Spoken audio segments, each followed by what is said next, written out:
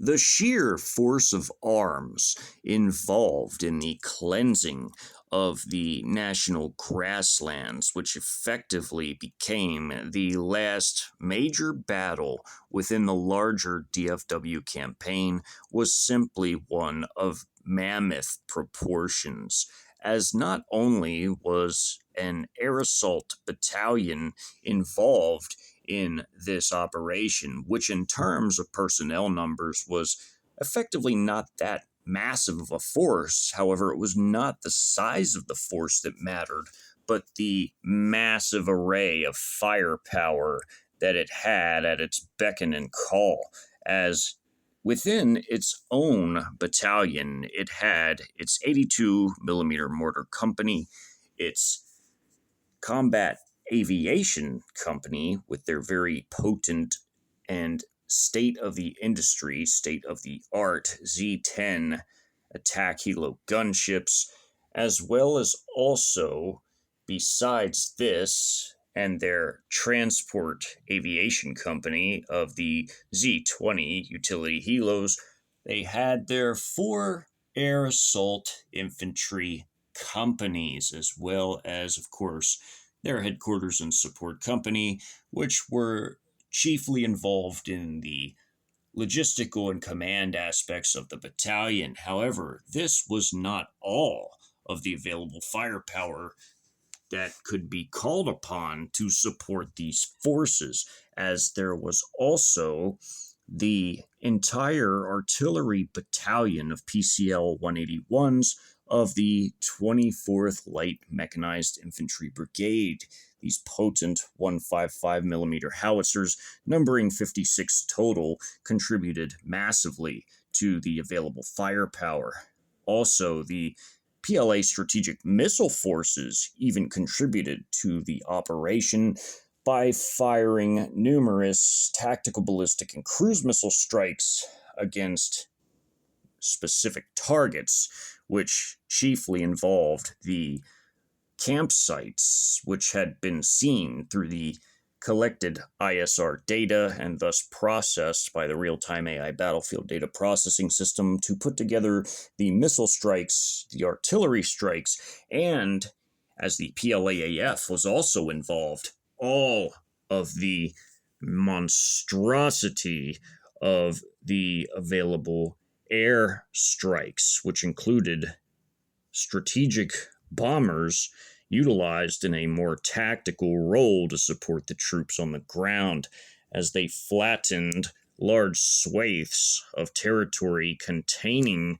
campsites and numerous armed civilian personnel on the ground, as one of the 2 available H-20 heavy stealth strategic bombers in the area of the DFW campaign battle space was utilized to monstrous effect, as they had completely smashed an entire area of the national grasslands north to south, some 3 miles in length, and in total breadth east to west, 3/4 of a mile in this diameter or width, as 2 of the 3 available H-6K strategic bomber aircraft also help to effectively soften up and clear the area around the landing zone for the air assault battalion's infantry and mortar forces by conducting large strikes on campsites and fleeing personnel that had tried to make their escape from this embattled area at the opening of this combat operation, as in addition to not only the heavy strategic bomber aircraft, there was also the very powerful JH-7 strike aircraft as well that were involved heavily in this operation, as these aircraft also carried many thousands of pounds of air-to-ground ordnance, upwards of 20,000 square pounds of ordnance per aircraft. And in this instance, they carried an assortment of 1,000-pound free-fall munitions on specialized racks to aid in the spread of these weapons during a dive attack, as well as also carrying cluster munitions and napalm canisters. In addition to even this, were the fighter aircraft now armed with air to ground munitions in the case of the J 11 Fighter Squadron and the J 10 Fighter Squadron, as these two fighter squadrons allocated to the DFW battle space were effectively carrying at this point either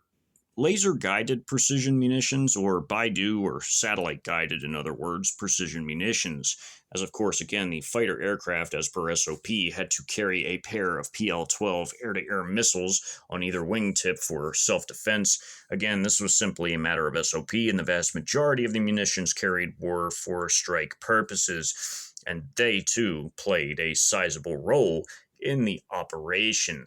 as the combination of the PLAAF,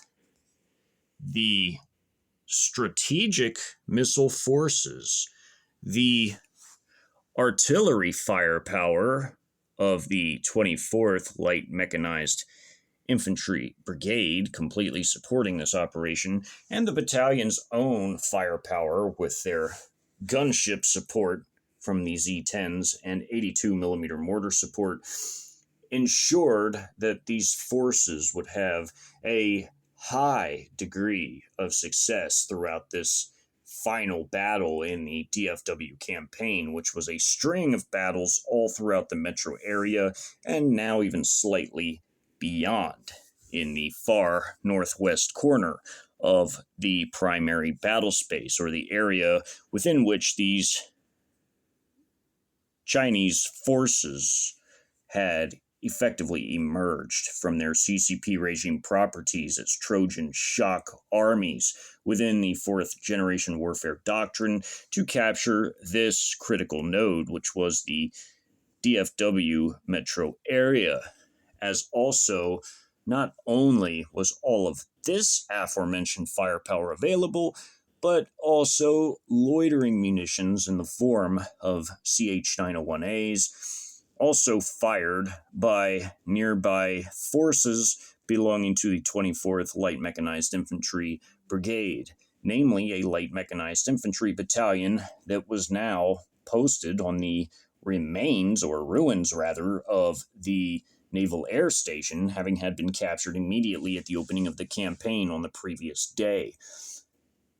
In addition to even this, were several Wing Loon 2 dedicated combat drones, which were effectively flying unmanned strike vehicles that carried ATGMs into battle to strike ground targets in support of the ground troops. As the battle that had occurred to the immediate south and slightly southwest of the initial landing zone had been a very heavy battle involving one company of air assault infantry with heavy mortar and also gunship and combat drone and loitering munition support. The addition of the tactical ballistic missile and cruise missile strikes, even air-to-ground standoff cruise missiles, AFK-98s, a pair of which fired from a JH-7 from a different JH-7 squadron, one of two, that was orbiting the San Antonio battle space, and even a JH-7 from the squadron allocated to the DFW area firing medium-range air-to-ground standoff cruise missiles in the form of KD-88s. All of this firepower was simply immense, in addition to the air and artillery strikes as well, as the mortars were utilized heavily in a supporting role for the infantry troops themselves, as this combat had effectively wrapped up by 9:30 p.m. The three combat platoons of this air assault infantry company would effectively proceed to the slight southeast to prepare for their last push, as the major combat in the national grasslands was now tapering off into more of a search and destroy operation as the 4 total air assault infantry companies, with their mortar company set up approximately in the middle of the national grasslands, able to hit every corner of it, with the mortars being within range of every part of the national grasslands, would now conduct their search and destroy operations as they would begin to patrol the outer peripheral areas of the national grasslands, looking for any conceivable survivors to either eliminate or take as POWs, as these forces in this particular area to the slight southwest and south of the original LZ would prepare by 9:50 to push south along this road and to the east of it. They would move along the road initially at first, with one of the 2 flying platoons of the Z-10 attack helo gunships aiding them in this search and destroy operation. As mentioned in the previous installation, they had saved the vast majority of their heavier munitions for use in the search and destroy operations, which effectively were their ATGMs and their 70mm rocket pods, which were absolutely devastating to clusters of infantry-type forces or dismounted forces, as well as soft-skinned targets, whether it be vehicles or otherwise. And as they still had plenty of 25mm HE armor-piercing ammunition available to them that hadn't been expended in the fighting in this area by the lake, that would be utilized as well. As the other flying platoon of these gunships would disperse to cover other areas, the operation to capture the partisan leader, which in fact was a first lieutenant, a former executive officer of a rifle company that had been charged with defending the Naval Air Station early on in the campaign, which belonged to the 1st of the 124th Cav Squadron, which was a battalion-sized unit. He had escaped again through a myriad of sewage and drainage tunnels, making his way to the northwest and out of the city, ultimately following wood lines and other forms of concealment to arrive in the national grasslands, whereupon he had made attempts, or what he could even achieve up to this point, in trying to at least be able to organize all of these armed reactionary civilian groups into effective fighting elements. Ultimately, this would fail, and fail miserably, as the time was simply not available to make any real gains on this front, as by late day 2, the PLA had now formally moved against this last remaining sizable contingent of armed reactionary civilians, which again varied in terms of their professionalism, their attire in terms of military style equipment and protection and weaponry, or all the way down to coming in their street clothes and only being able to carry very small quantities of ammunition with their weaponry. As, again, this would be a logistical nightmare for any type of leader to try to organize a force like this to be a coherent and effective partisan or insurgent force. This would never become a reality, as none of this could come into fruition, as again the time was simply not there by the time the PLA had struck this area. And not only were the air assault troops conducting their search and destroy operations around the periphery of the national grasslands, but also their own transport aviation company had effectively flown to pick up special operators that still remained in the southeast of the city of Fort Worth, wherein they had conducted another major capture operation,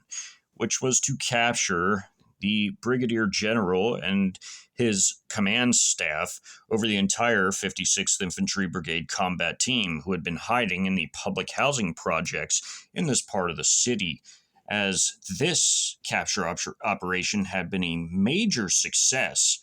the capture operation that was to occur in the national grasslands would be of a much smaller scale in terms of who they were attempting to apprehend. However, because this first lieutenant was a partisan leader, or an attempted partisan leader by this point, he was considered of high intelligence value and was needed alive, as constantly human intelligence was required in order to keep the PLA forces up to date on any changes in terms of enemy forces within their area of operations, as in concentrations, locations, capabilities, and more. And as this constantly needed to be updated, prisoners were constantly needed for interrogations to glean as much intelligence as possible that could be fed into the real-time AI battlefield data processing system and could be acquired by intelligence officials and utilized by the command echelon to formulate new campaigns against enemy personnel at different levels. As this was now an operation that was nearing its conclusion. A special operations squad from a platoon, from a operator company, from the entire 59th Special Operations Battalion would effectively be handpicked to conduct the capture operation against the first lieutenant in the national grasslands. And they would be picked among the company, among the platoon that had stormed the public housing projects, as they had already conducted a massively successful operation to capture the highest leadership of the 56th Infantry Brigade combat team. So hence it was the logical choice to pick from this group. And also, not only would they be flown in via transport helo instead of utilizing their own ground vehicles, such as their EQ-2050s or their Tiger MRAPs, they would also be joined by 3 sniper spotter teams, 2 with Jiangxi 7.62 by 54 millimeter rifles, sniper rifles, and 1 with a QBU-10 12.7 millimeter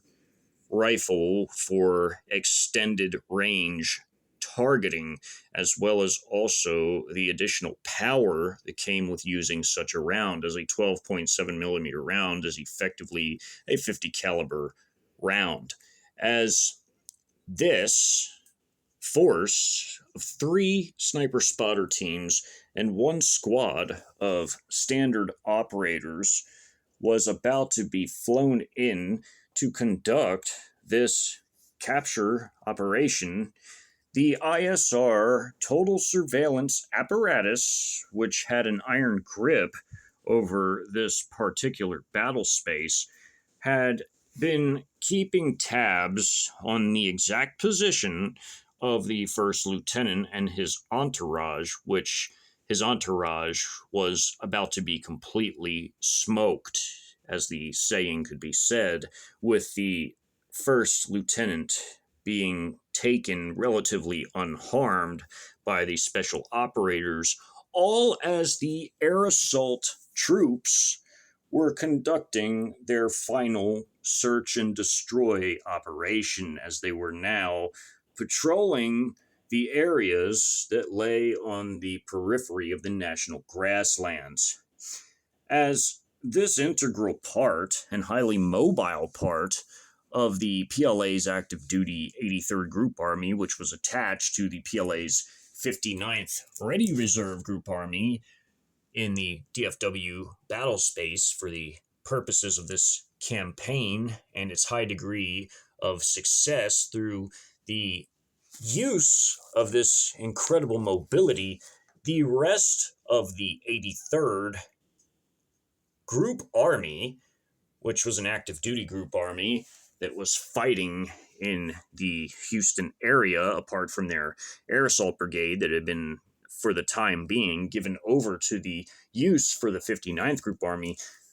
was in the last phase of conducting a rest and refit operation to prepare for their next mission, which was, in effect, to head into the northeast of Texas and set up their new Group Army headquarters in the Texarkana, Texas area, as they would become responsible for an area of operations that effectively would extend through much of northeast Texas, southwest Arkansas, southeast Oklahoma, and northwest Louisiana. As an active duty group army,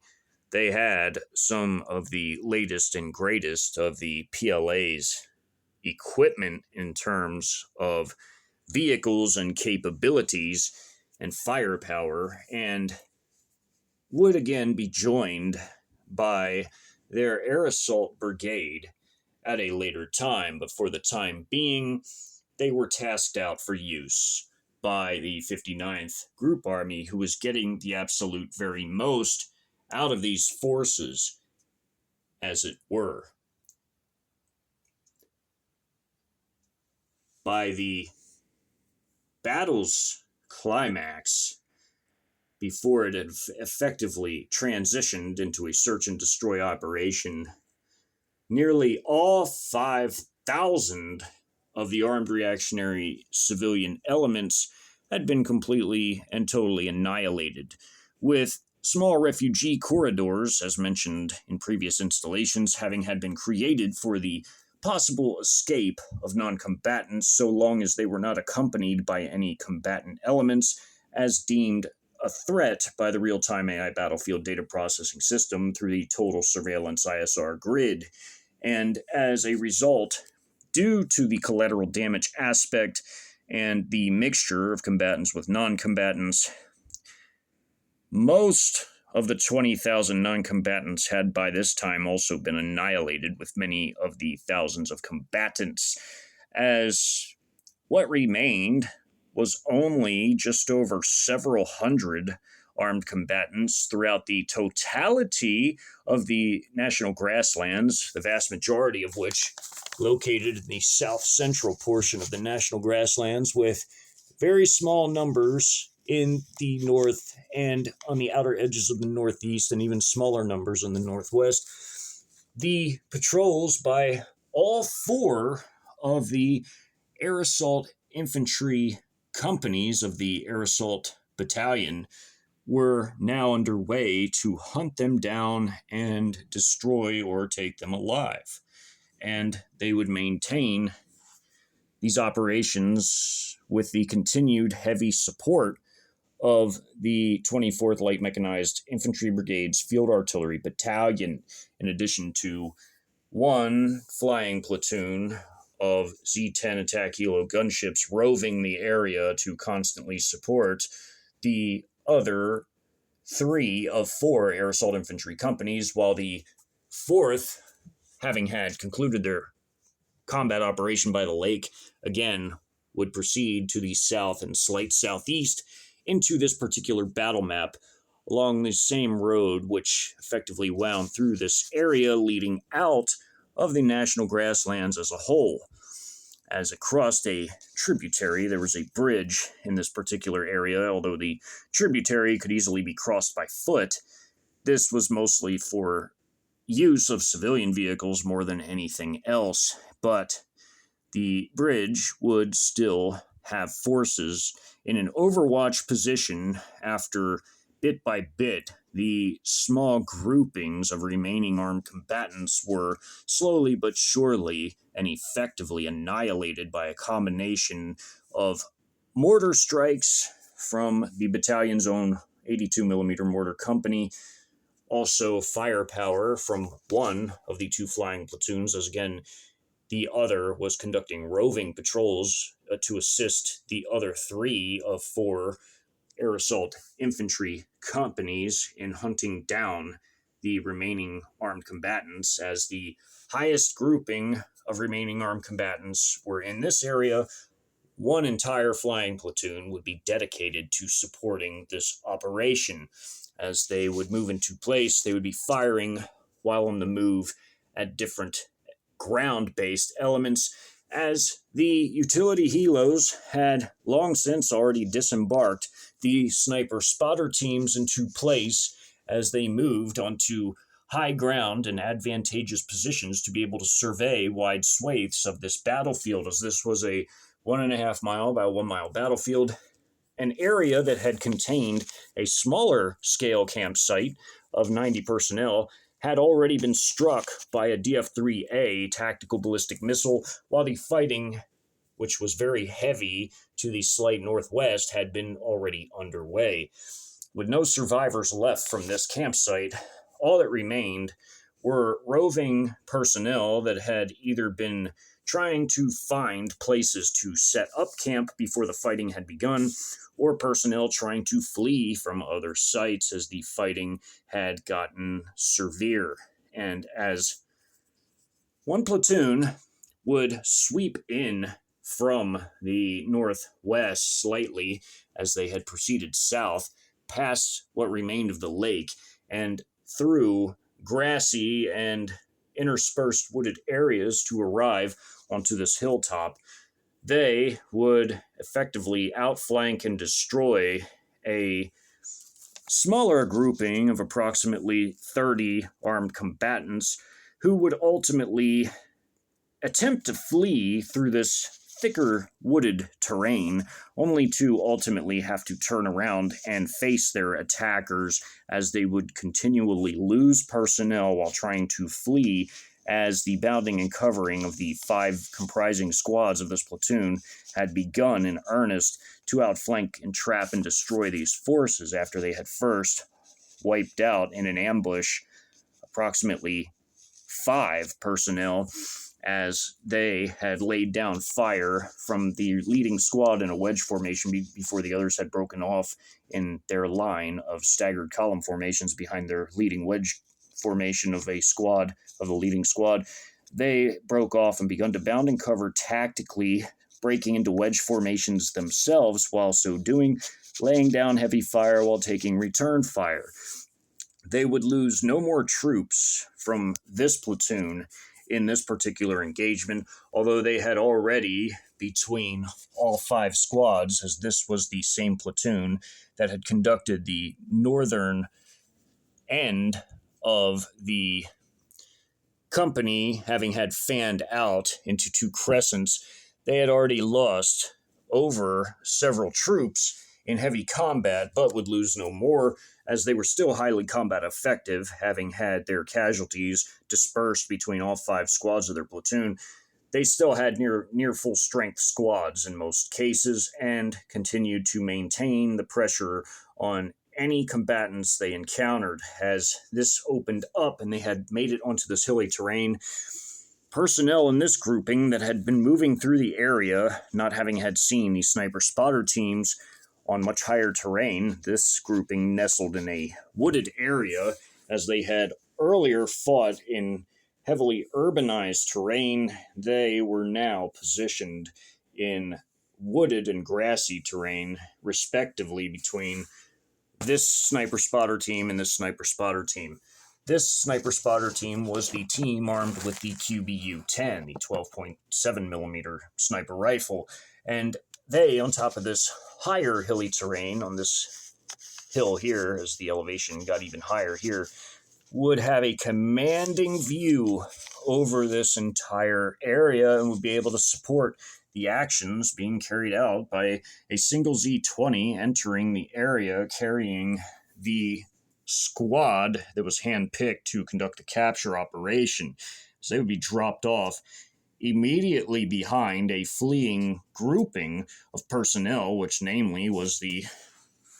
first lieutenant, the former XO of his company, and his entourage of hand-picked armed reactionary civilians who he was about to delegate responsibilities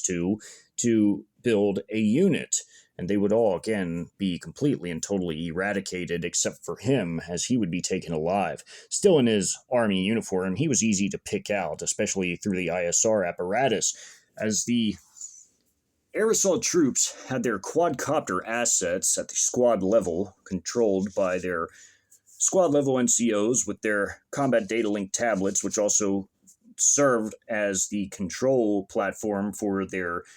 ISR capabilities in their squad, which all worked together to map the area in real time along with the high altitude assets and satellite assets, which fed all into the real-time AI battlefield data processing system, which closed the feedback loop by sending back all the data on real-time maps that were plotted by the second, showing enemy positions as they appeared and as they were removed in real time. These capabilities, as the quadcopters ran circuits, enabled these troops to ambush more effectively the unsuspecting and unprepared American armed civilian elements, as, again, they could not see PLA troops coming until it was far too late, as the armed civilians could only see what was effectively immediately within their view, while the PLA forces could see threats basically anywhere at any time, no matter the distance, as they had these quadcopter and high altitude and satellite capabilities. Thus, this influenced their movements against these forces at a very small tactical level, when it came all the way down to the small unit level, all the way down to the squad level. And that made these forces highly efficient and highly effective in their attacks against these groupings, as oftentimes, by the time the armed civilians tried to return fire, it was far too late, as mortars would begin to drop upon them, or artillery shells, or gunship fire, or, in horrifying cases, airdropped payloads as well, not to mention, of course, drone-fired air-to-ground missiles, which were ATGMs, as well as also loitering munitions in some cases. However, in this area, as a fresh volley of loitering munitions was being prepared, it would not be fired on time by the time all of this had effectively ended, as most of the initial 48 fired were used up in the heavier combat that had occurred elsewhere in the national grasslands, as the 20 of 48 were utilized in the heavy fighting that had occurred only minutes earlier in the area near the lake, as well as also an additional 20 utilized in the northeast quadrant of the National Grasslands battle space, and the other 8 going to hit other areas where there were less targets. And now,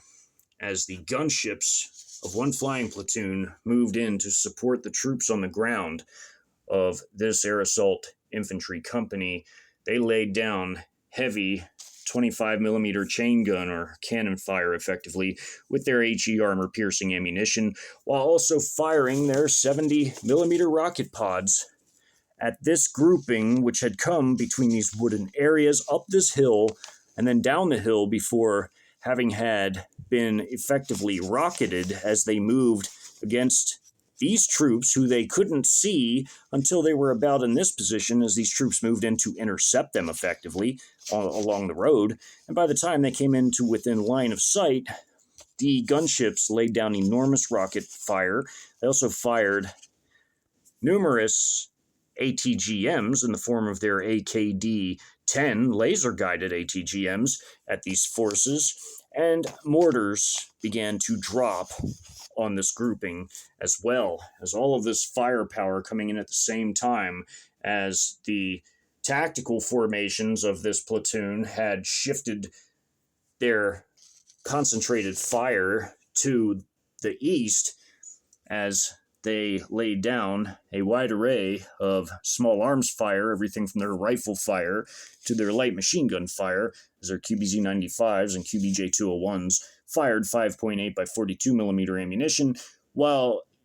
even the few general purpose machine guns in the platoon that were possessed by a few of the squads fired the larger and more powerful 7.62 by 54 millimeter ammunition. Although these general purpose machine guns were of course heavier in weight than were the light machine guns,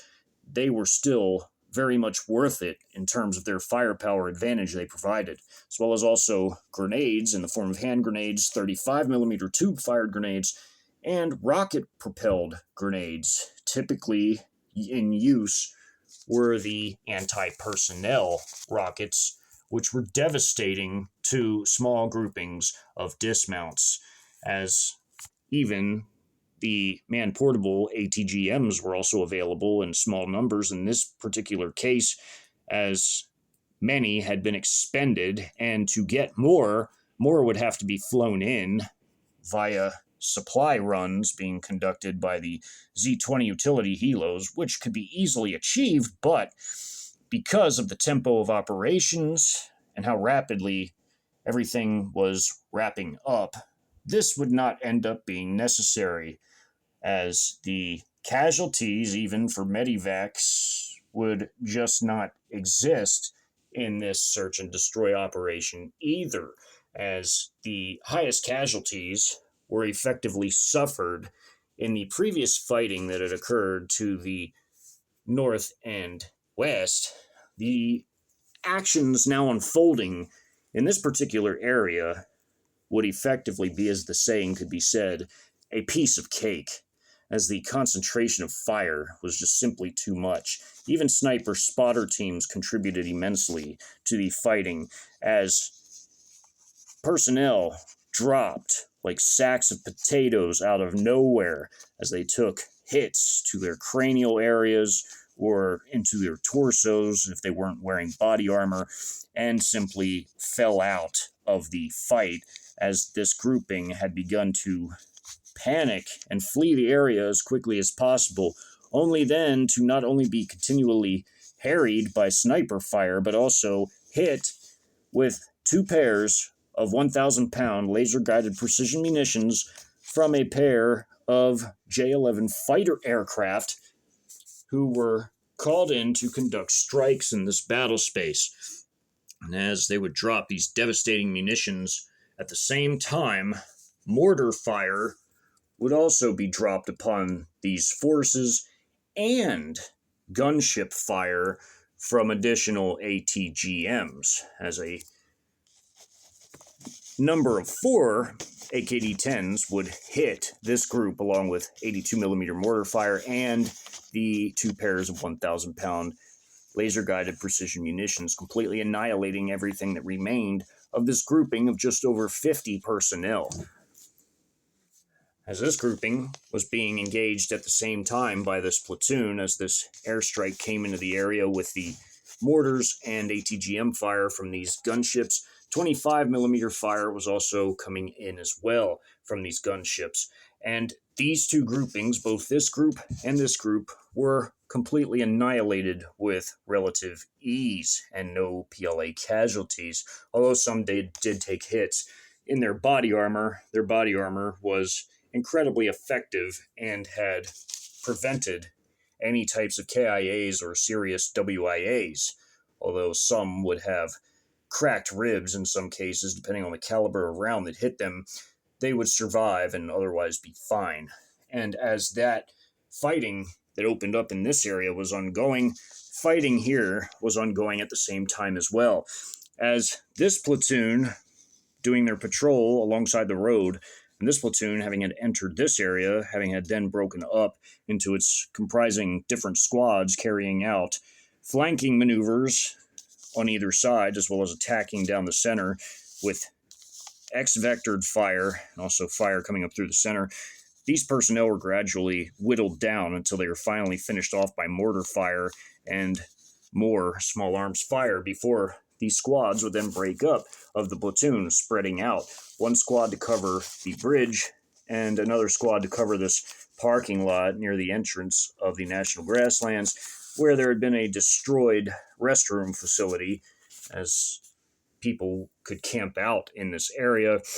and there were such facilities spread throughout the park. Another squad would take this particular area, watch have a field of fire covering the entrance. All of these squads would have interlocking fields of fire, as they could also cover this area, which this grouping had already been completely annihilated at the same time as this combat by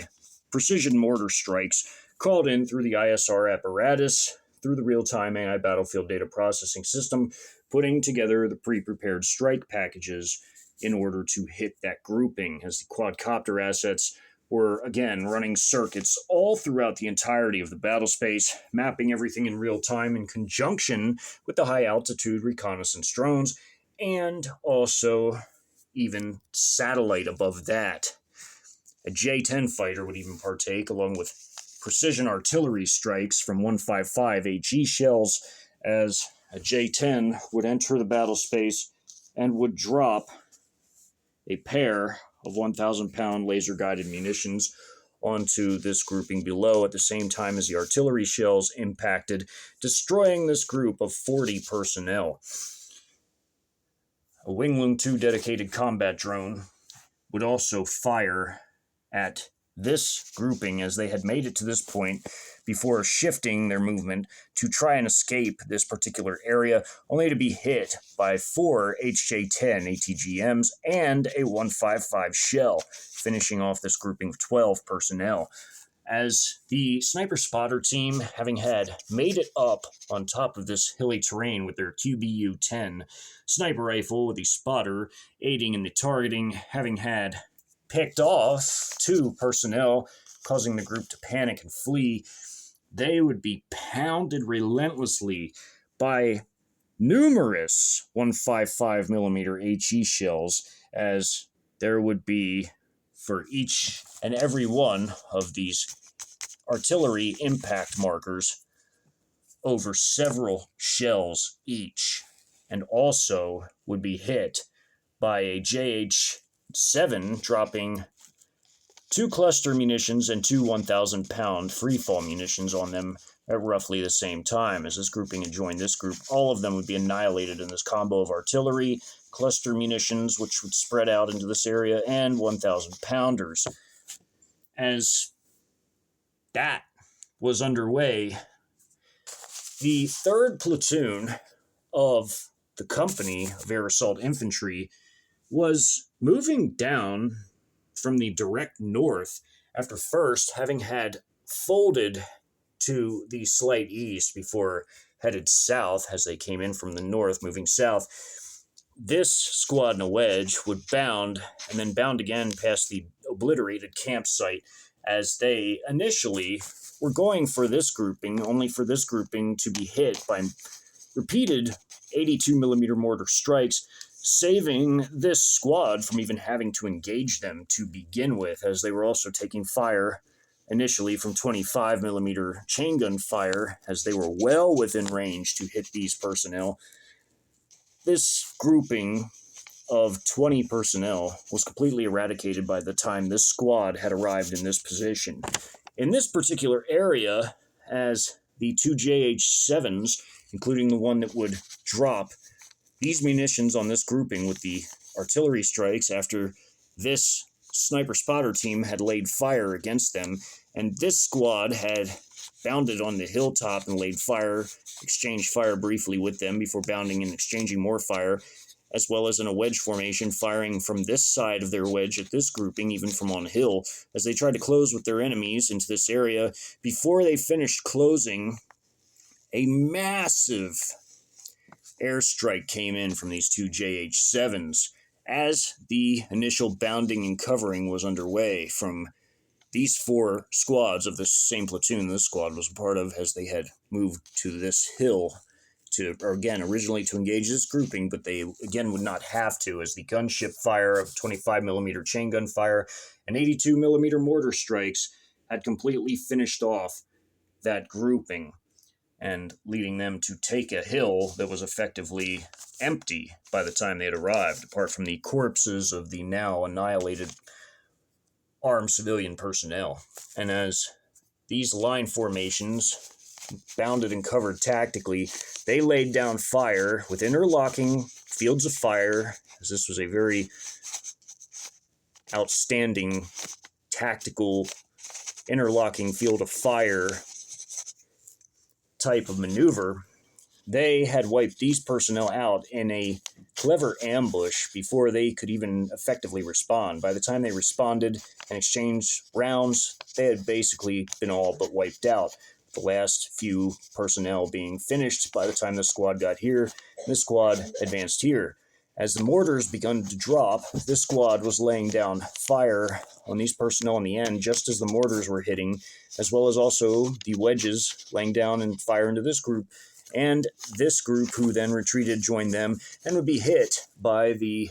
JH-7 munitions drop and artillery fire. As that was underway, these squads bounded and covered until these munitions pounded this area and splashed all through here, wiping out all of these personnel with cluster munitions, including this grouping down here.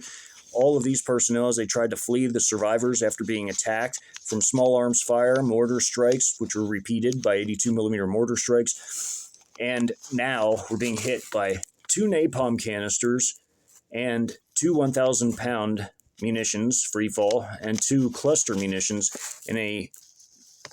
dive attack to hit these forces, along with the other JH-7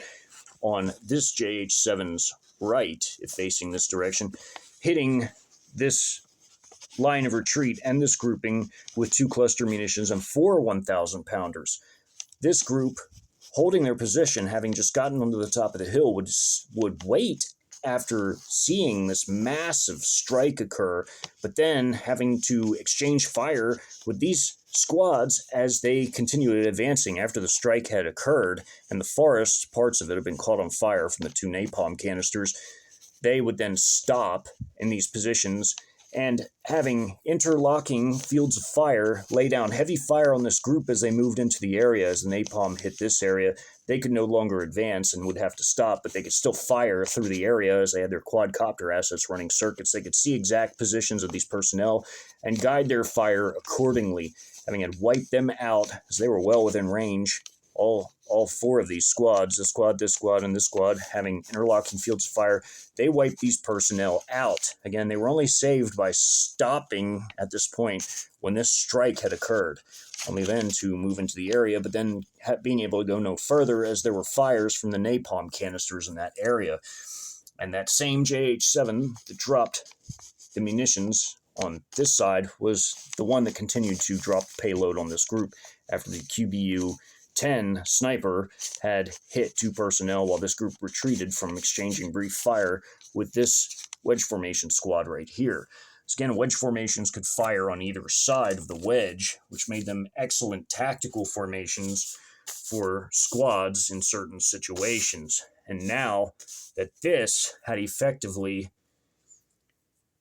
concluded in this area with all of this devastating firepower, the operation to capture the first lieutenant, as this circle with red around it, and it says leader, this was the first lieutenant, and by the time all of these strikes had concluded, even this grouping being destroyed by the ATGMs fired from the Swingling 2, this Z-20 utility helicopter with the Special Operations Squad that had earlier been the same squad from the same platoon that had taken the commanding brigadier general of the 56th Infantry Brigade Combat Team, along with much of his command staff alive, was now being flown in to be dropped off literally 80 meters from the fleeing group of his entourage, along with him himself, the first lieutenant, former XO. And as this operation was about to occur, this platoon that had been moving through this thickly wooded area down along the road, having had wiped out these personnel and assisted in fighting these personnel as well as they had fields of fire that covered both angles, had now been steadily moving across this hilly terrain, down through this ravine and back up this hill, and steadily moving up to this hill, and then was on their way to this area by the time this operation was unfolding, as again, there are so many different movements and operations unfolding at near or about the same time on this particular map that by the time all of this heavy combat had occurred and all of these movements had taken place, this operation was unfolding as this grouping was fleeing through the area. And remember, they were on foot, so they're not moving excessively at a very high rate of speed. They're moving relatively slow, all things considered, especially when compared to the rapidity of a helicopter. And now, being able to simply fly in, drop off the operators to light these personnel up while using their ISR apparatus to maintain the position lock on this first lieutenant in order to avoid causing any type of KIA status for him or severe WIA status. We're able to use their ISR capabilities to an extreme, and were thus able to focus small arms fire only in a relatively short-lived but nonetheless very intense firefight with the personnel of his entourage and he himself, but ultimately seeing his entourage being completely lit up by these special operations personnel and running low on ammunition on his person, would eventually throw down his weapon and give in and be taken alive, as he would put up the best fight possible. But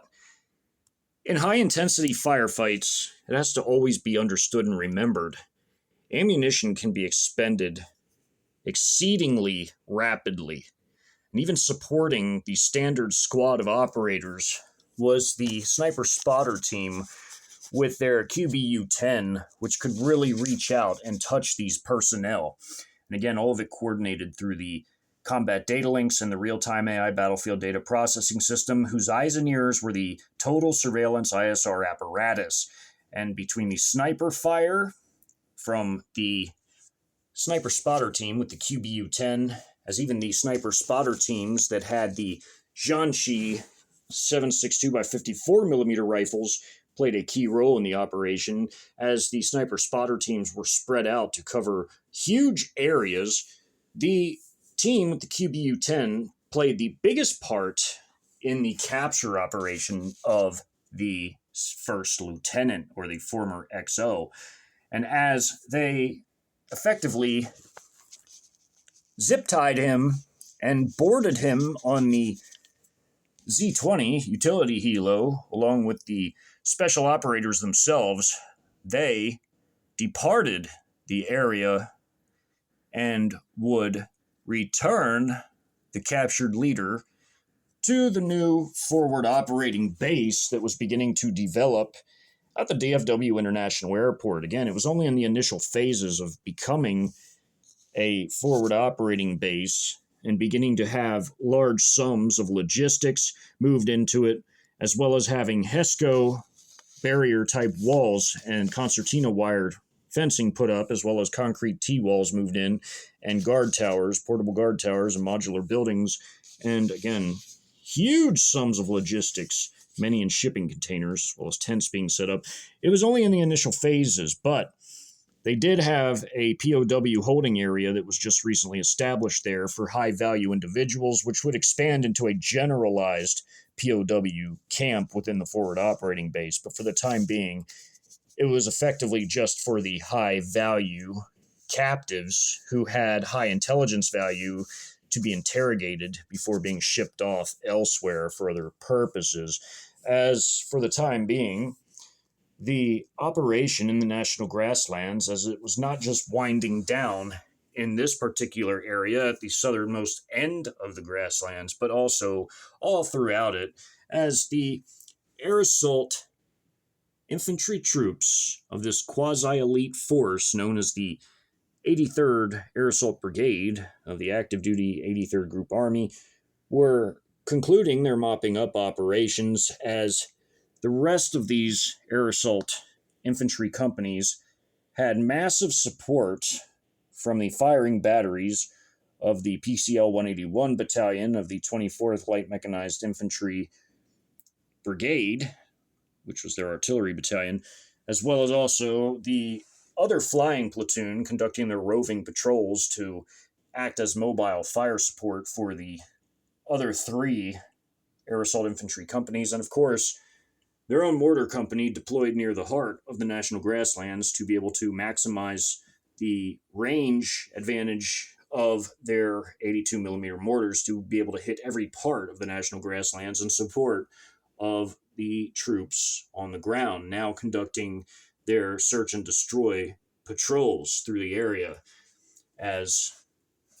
this company's patrols proved highly successful, and now they had a complete lock on the area in terms of fields of fire, as this platoon held this general area of this 1.5 by 1 mile area, as they were all relatively well spread out. This platoon now held this corner of the area, and this platoon, now having spread out their squads wide, but still close enough to where they could have mutually supporting fields of fire, covered the entrance in the south to the national grasslands itself. And of course, this grouping of gunships were now moving into place to be able to cover this massive area. The Special Operations Forces sniper spotter teams, both of the Jiangxi 7.62 by 54 millimeter sniper and spotter teams, as well as the QBU-10 sniper spotter team, would be extracted a bit later, but for the time being would maintain watch over their sectors of fire to support the now widely spread out air assault infantry company that was in this area. As the national grasslands were effectively the last major area that needed to be mopped up by the PLA forces within their primary battle space of the DFW metro area, the battle space would effectively go relatively quiet for a number of days, although with sporadic ambush attempts, but these would be extremely small and extremely easy to manage, at least until the small ripple grew into a wave at a later time. But for the time being, by 11:30 p.m. on day number 2, the DFW campaign had officially come to an end with a major PLA victory. As major battles throughout the South Central Invasion sector, even by day 2, in some areas were still ongoing, with secondary and tertiary areas needing to be cleared, as the tertiary areas would be dealt with after the initial 4-day invasion phase had come to an end officially. The fighting elsewhere had proved every bit as brutal as any other part of the country at this time, as all parts of the nation were experiencing the savagery of total war, absolute destruction, complete annihilation. It was a living hell on earth. And large swathes of the land, even at this point in time, were now in complete and total rubbled, cratered ruination.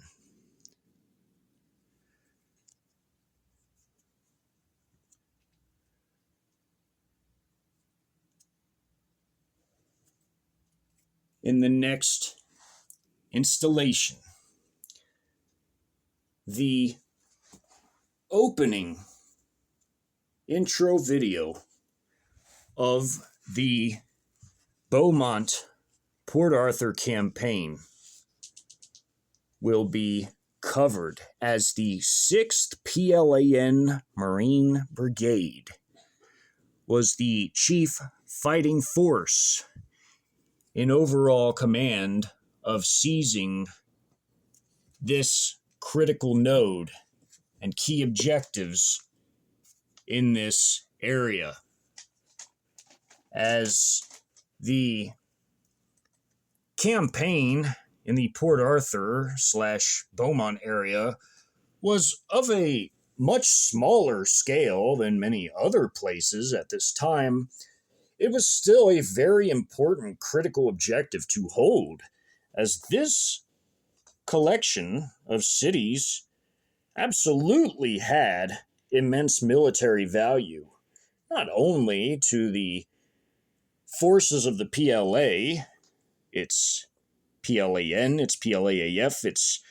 PLA ground forces or army, its PLA strategic missile forces, and the forces of their coalition allies, but it had immense value to the Americans, as mentioned. This area would be entrusted to the 6th PLAN Marine Brigade to be captured.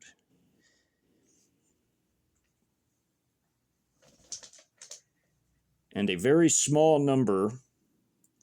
of American military personnel and a sizable number of armed civilian combatants would be all that was there to effectively challenge these PLA Marine forces of the People's Liberation Army Navy.